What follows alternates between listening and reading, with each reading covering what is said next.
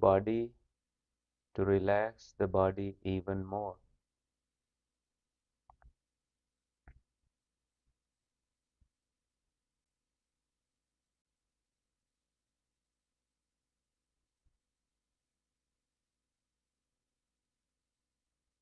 Your eyes, relax the muscles around your eyes,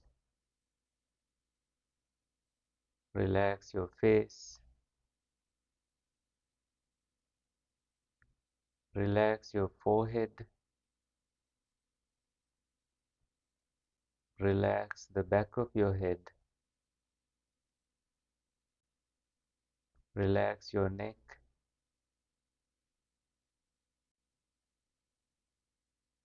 your shoulders,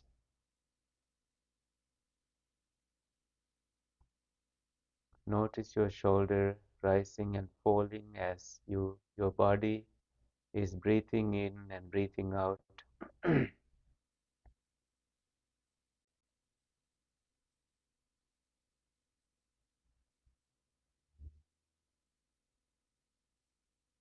Good posture is important for a good meditation. So let us relax the body further. Relax your chest,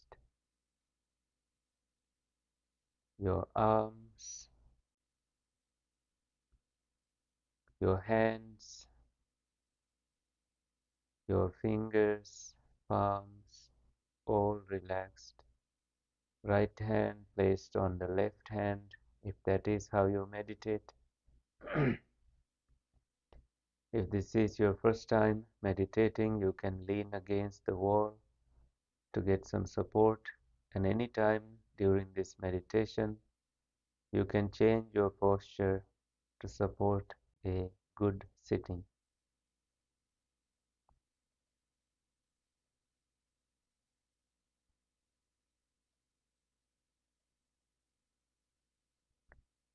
Now relax also your abdomen area and relax your sitting bones.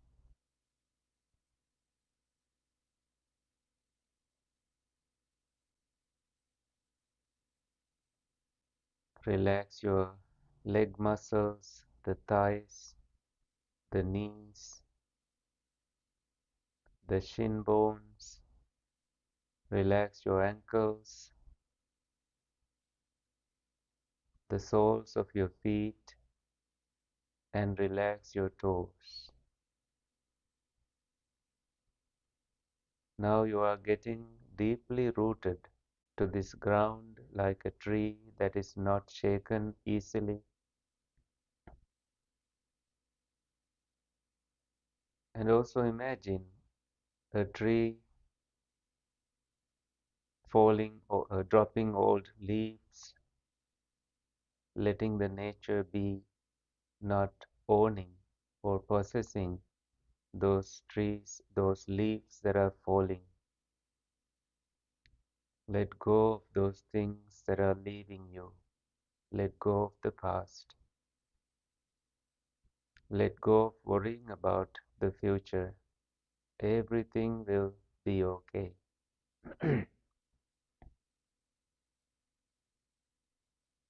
Notice the ground below, not moving, and you are seated, stable, like the Buddha statue,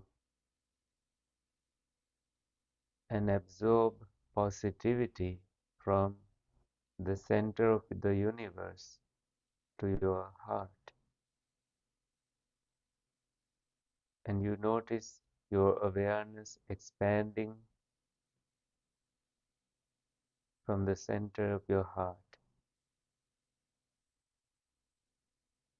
You are comfortable right here, right now.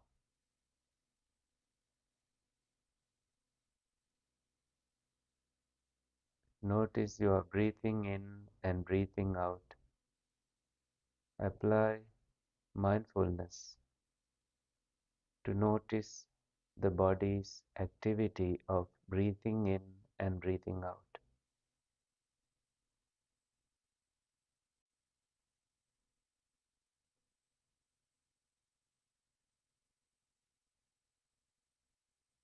Mindful that you are breathing in, you breathe in.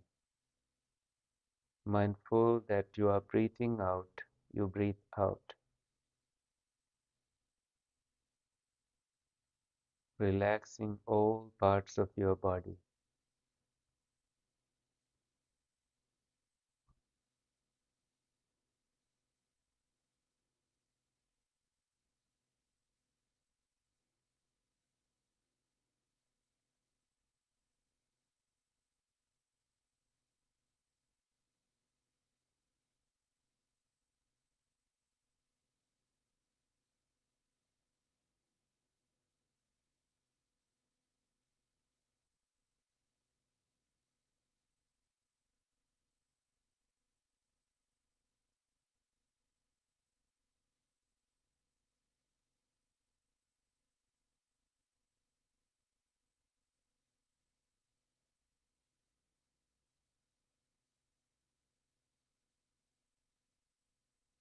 Whenever your mind wanders away, you bring it to the attention of your breath.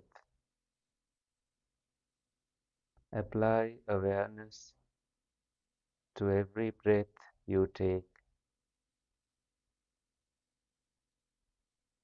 Breath comes and goes without you doing it. It is a natural process.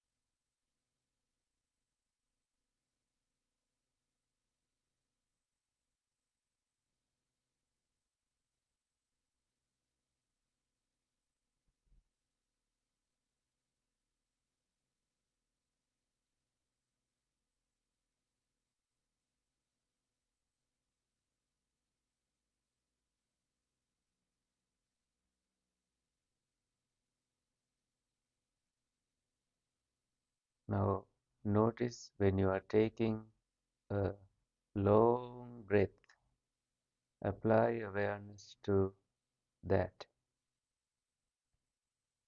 And when you are releasing a long breath, apply awareness to that, establishing more and more mindful awareness into the activity of breathing.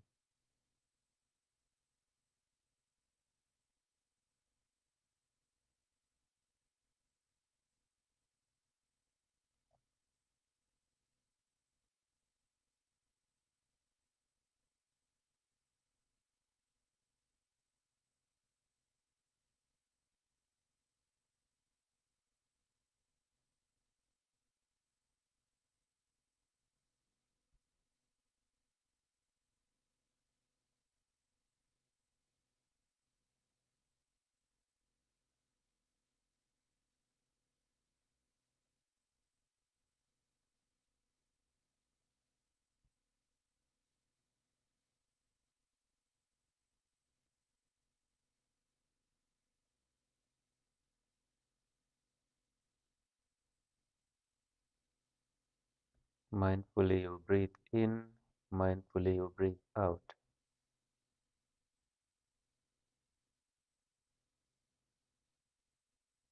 Mindfully you breathe in, relaxing your body now. Mindfully you breathe out, relaxing your body now.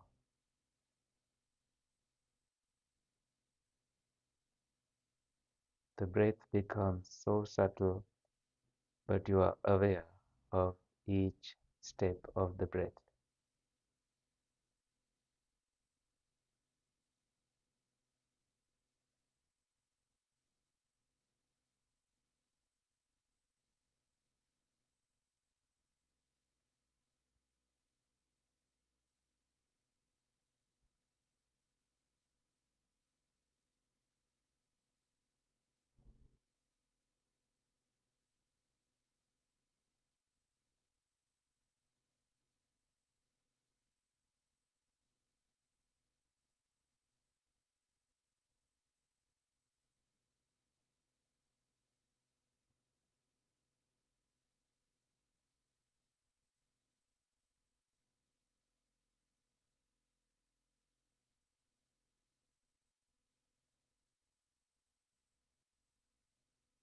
When your eyes are closed, you let go of seeing, and in the same way, you forget about hearing, smelling, tasting, physical discomforts, and also thinking.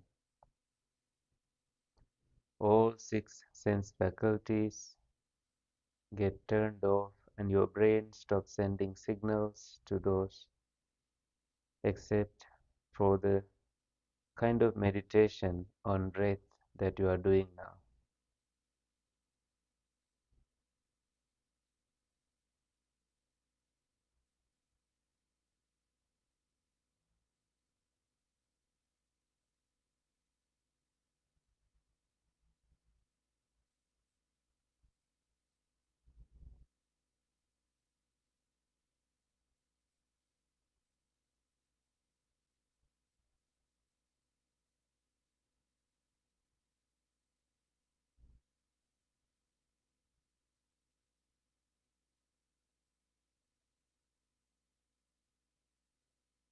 Mindfully you breathe in, mindfully you breathe out, relaxing your entire breath body.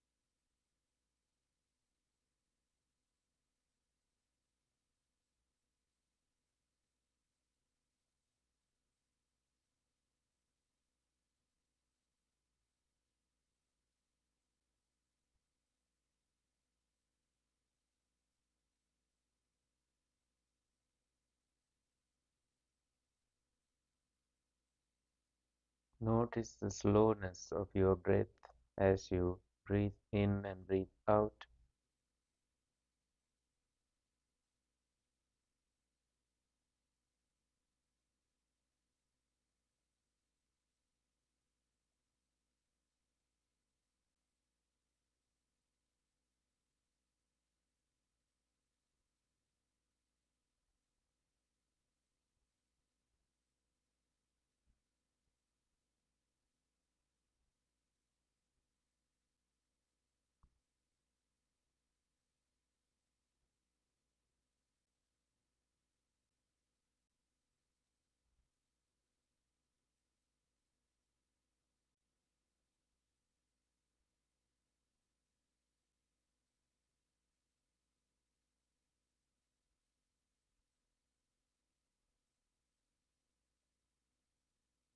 Notice how your mind can go to any form of sensation, whether it is seeing, hearing, smelling, tasting, physical sensations, or a past experience in your mind,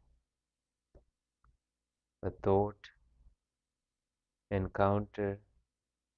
Bring your mind back to your breathing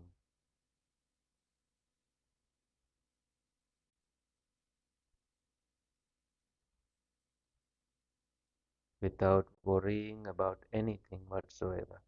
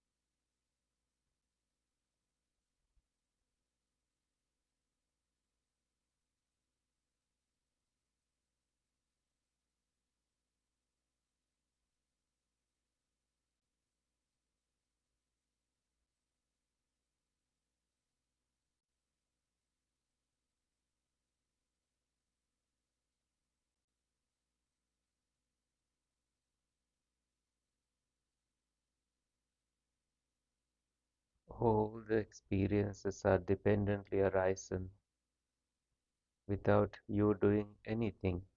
They come, they go away, and you remain relaxed with your breath. And your awareness expanding beyond your body when the body is so relaxed. Notice the infinity of this space out there beyond the material world.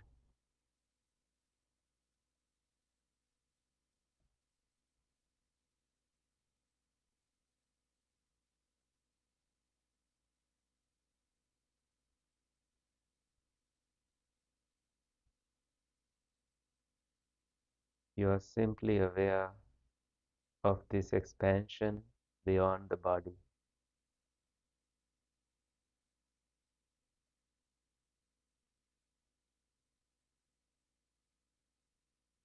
Your body relaxed, mind relaxed.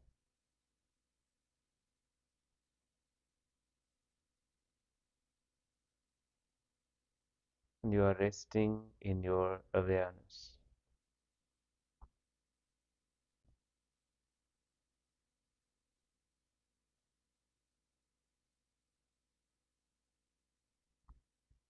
You are experiencing reality as is.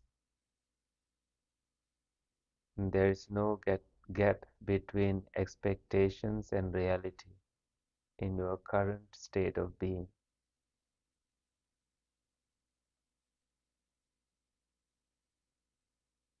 No unwanted pressure or thinking about the future. You are enjoying this moment, happy and relaxed.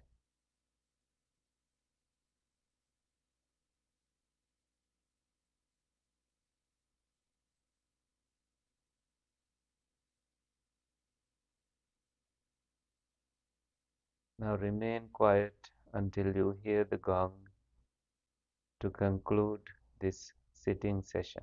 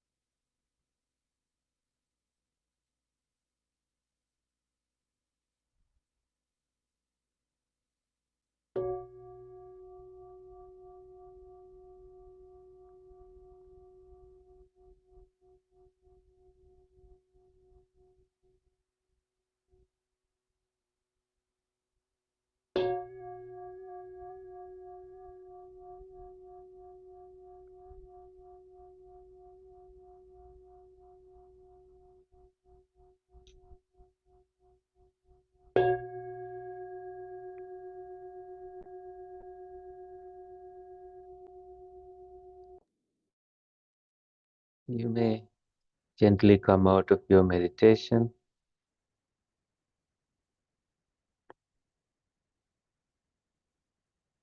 and we have a 2-page reading for today.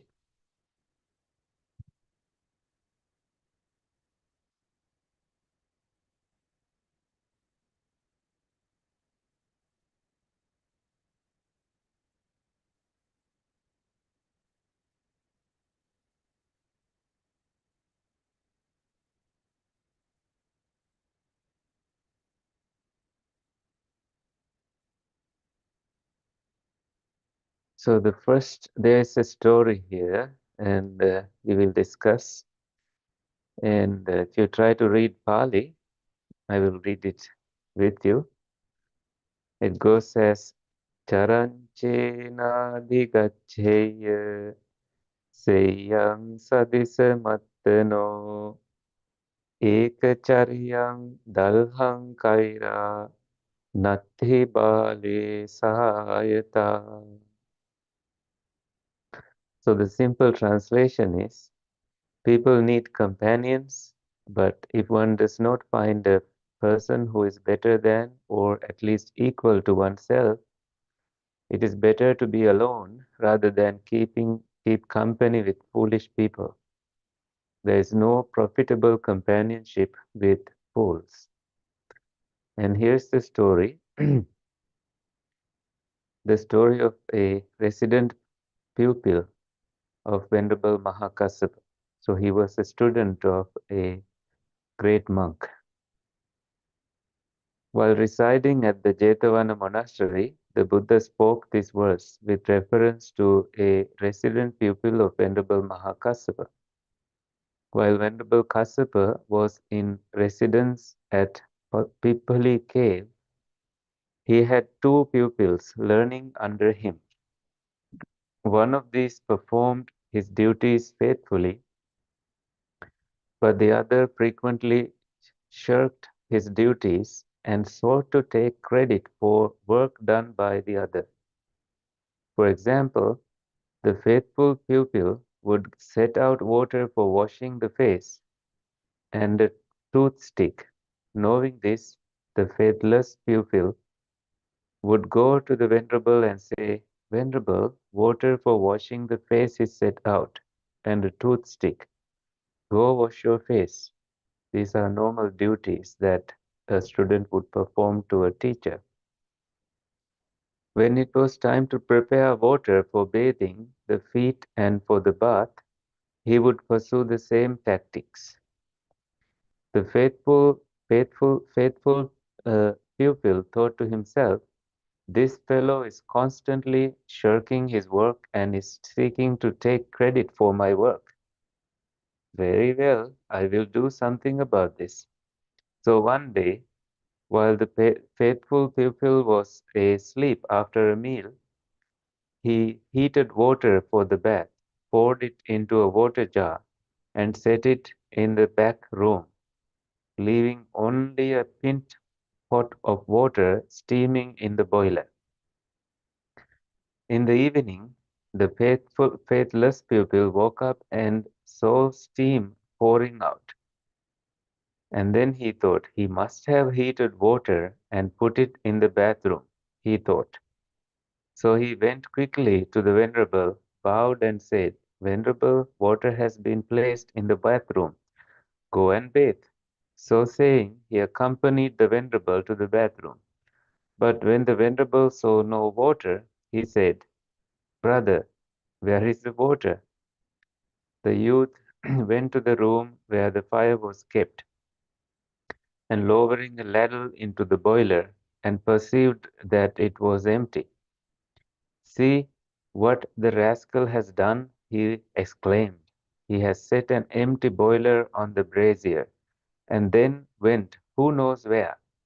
Of course, I thought there was water in the bathroom and went and told the Venerable so.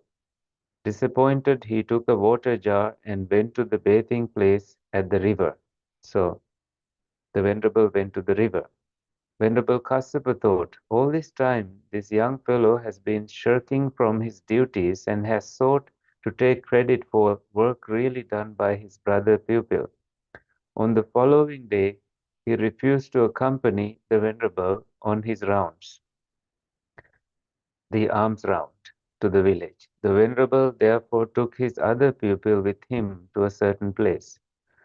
While he was away, the faithless pupil went to the house of a layman who was a supporter of the Venerable because he needed food.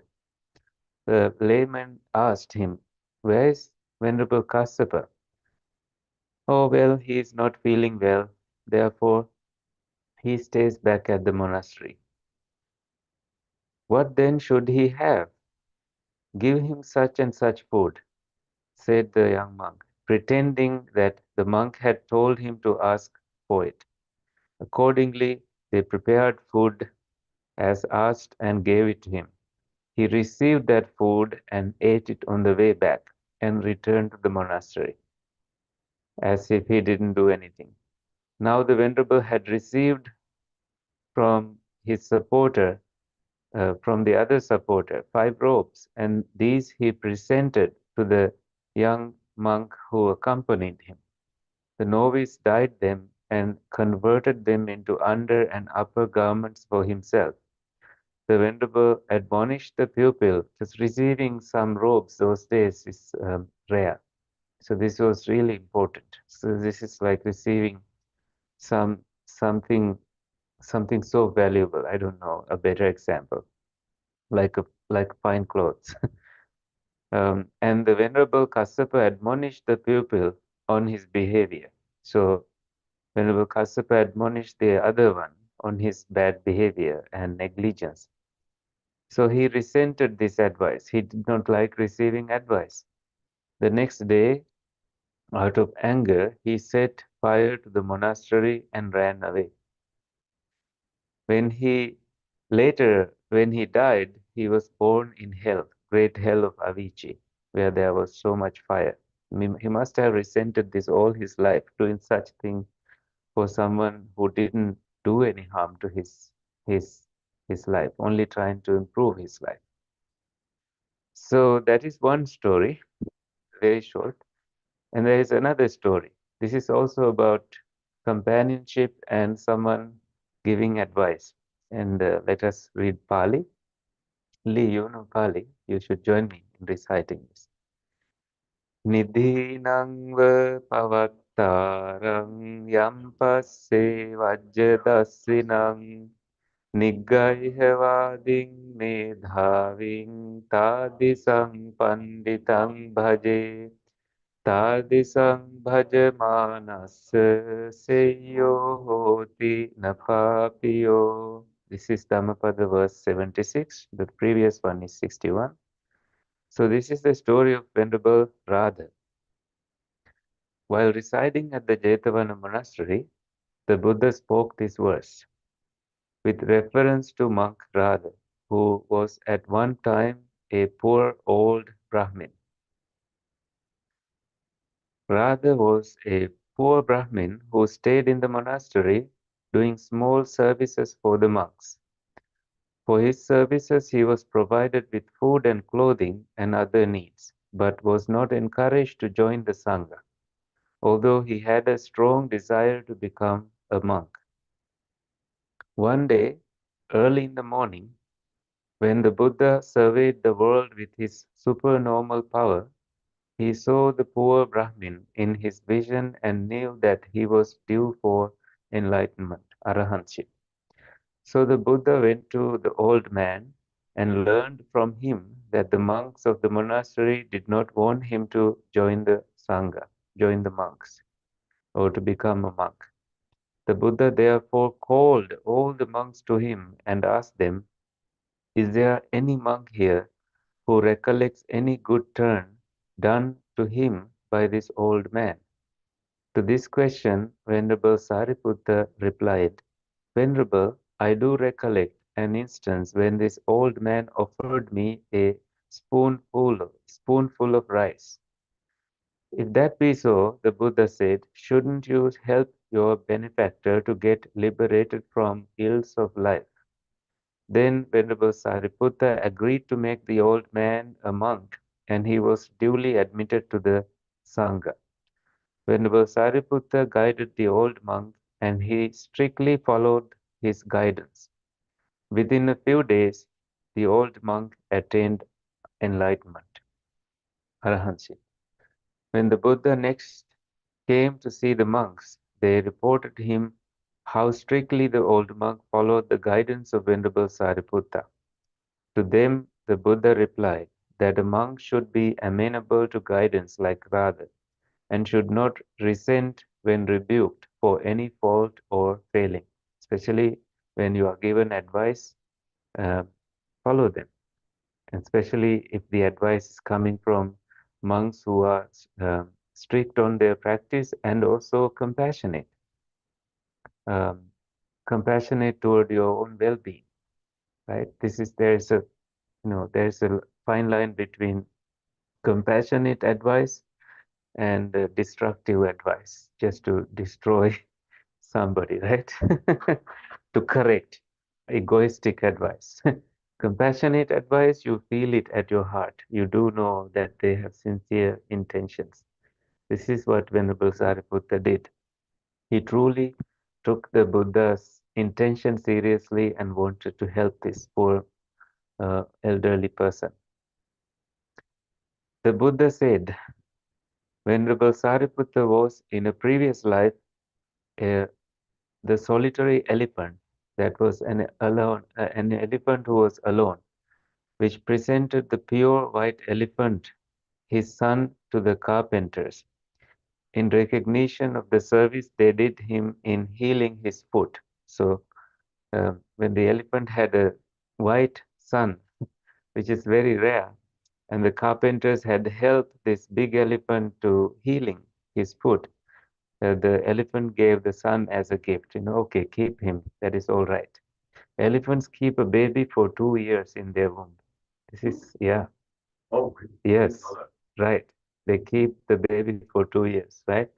And and they this is when giving such a gift is so rare. Elephants love their society, their offsprings. So That's like longer than human. I yes, don't know if there's any other sentient I don't know. I think biologically, yeah, it's a rare thing. It's Really? such, yeah. So the elephant knew how to show gratitude and kindness to those carpenters who helped him. So this was like Sariputta. He was an elephant who gave his son uh, to to the you know to the carpenters. This is like perhaps the connection here is Sariputta was doing it this life in recognition of the service of the Buddha and giving this old man to the monastic lineage, um, and Radha is the gift to the Buddha. Having said thus about Venerable Sariputta, he said, with reference to Venerable Radha, monks, when a fault is pointed out to a monk, he ought to be amenable to discipline like Radha. When he is admonished, he should not take offense. If one discovers a wise person who points one's errors and sternly corrects one, he should be looked upon as a benign revealer of a treasure. His company should be sought. Such association would make better persons of men. So, nidhinanga pavattaram, like showing a buried treasure. This is how someone truly, with true good intentions, that is how someone would give advice. If if you are not receiving advice that is informed in kindness and compassion, then it's not advice. You don't feel like following that kind of person, right? So we need to see that uh, among the people who are giving advice to us, we need to be really careful. If you are seeing that someone is trying to destroy you, you have to clearly set boundaries with these individuals. They do not have good intentions. Their anger, their frustration is theirs, not yours. And they have no right to control you whatsoever in your life. They have perhaps a fabrication of the story of your life that they try to manipulate for their benefit. This is not what Venerable Sariputta did. He had true intentions, he had good intentions, and he gave that good, wholehearted, kindness to Radha. And so the Buddha's intentions, and also guided him toward eliminating any uh, suffering. It doesn't matter the age he became enlightened, especially when a Buddha is around, of course. There's so much faith around. But again, you can see another monk who was living in the Pipphali Cave with Kassapa, who did not take advice properly, who even went ahead and burnt the monastery for nothing. Senior monks living around Buddha or he predated Buddha? Mahākassapa? Mahākassapa did not predate the Buddha. All the monks, including Mahākassapa, post-date the Buddha. And Mahākassapa looked like the Buddha. And one time, Mahākassapa received something that people gave, thinking that Mahākassapa was the Buddha. And then the Buddha came along, and people ran to Mahākassapa's bowl and took it from the bowl and gave it again to the Buddha. And on this day, the Mahākassapa decided he's not living in the same town as the Buddha, and he went to the solitary living into the forest. There was there were previous Buddhas. I think she may have used Buddha Kassapa. No, this is not Buddha Kassapa. Okay, that's now I understand the question. Because there's No. also Buddha Dipāṅkara. Yes, there are Right? 28 Buddhas Yeah. in this tradition that, so they have, it's not that Kassapa. This is not the Buddha Kassapa. This is the Arahant Kassapa who lived in the Pipphali Cave. Thank you, Lee, for noticing that. I appreciate it. Yeah. So the other student who was smart to show the this behavior of that friend who was just negligent, was taking a nap in the evening and taking credit for the hard work done by the other student. Um, and he received the gift of robes from Venerable Kassapa for the service he did. That was how he was appreciated. But the other one did not like to receive advice, and he did not like that he did not receive anything, and he even burnt the monastery out of anger. That is how quick their minds work when anger is all they have.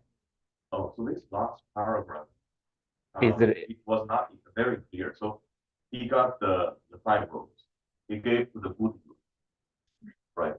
the one who received the robes was the good one, because he is the one who accompanied Mahākassapa to the village, because the other one had no chance.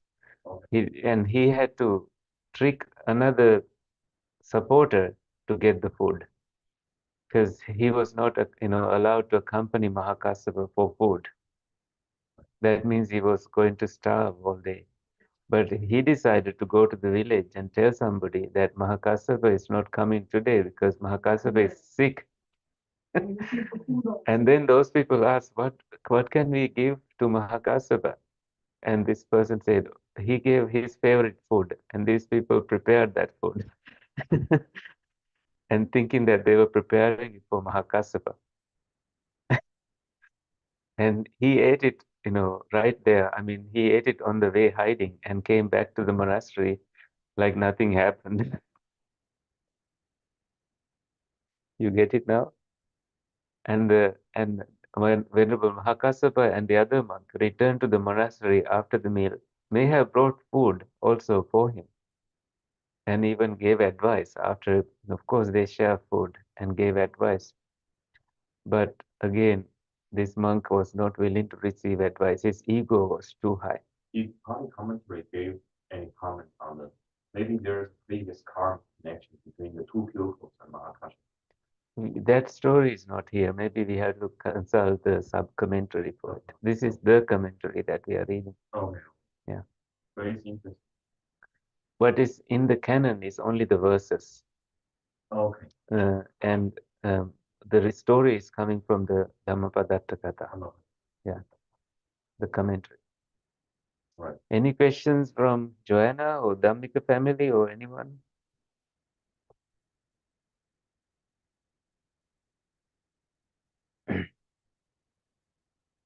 Yes, iPhone joined. I don't know who. If there are questions, feel free to ask. Unmute yourself.